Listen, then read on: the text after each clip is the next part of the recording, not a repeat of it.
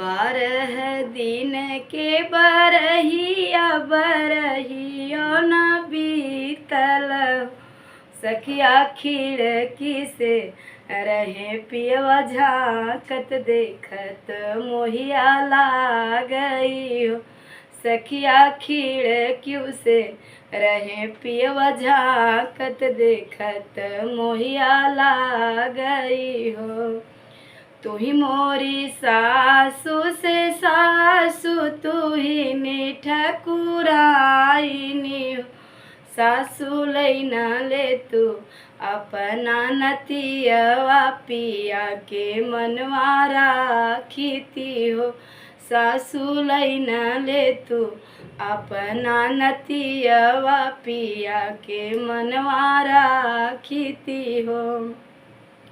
बारह दिन के बरहिया बरहियो न बीतल हो। सखिया खिड़की से रहे पियवा झाँकत देखत मोहिया लागई हो। सखिया खिड़की से रहे पियवा झाँकत देखत मोहिया लागई हो। तू ही मोरी जेठनी से जेठनी तू ही ने ठकुराइनी हो। जेठनी लैना लेत्यू हमारा ललनवा पिया के मनवा राखीती हो।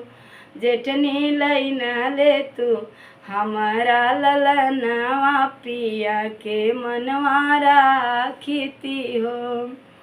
बारह दिन के बरहिया बरहियो न बीतल हो। सखिया खिड़की से रहे पियवा झाँकत देखत मोहिया लागई हो। तू ही मोरी ननदा से ननदा तू ही ने ठकुराइनी हो। ननदा लैना ले तू अपना भतीजवा पिया के मनवा राखीती हो। कि ननदा लैना लेत्यू अपना भतीजवा पिया के मनवा राखीती हो।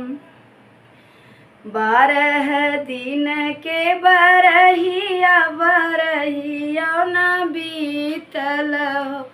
सखिया खिड़की से रहे पियवा झाँकत देखत मोहिया लागई हो। बहुत सुंदर स्वर गीत। धन्यवाद। सभी से राधे राधे।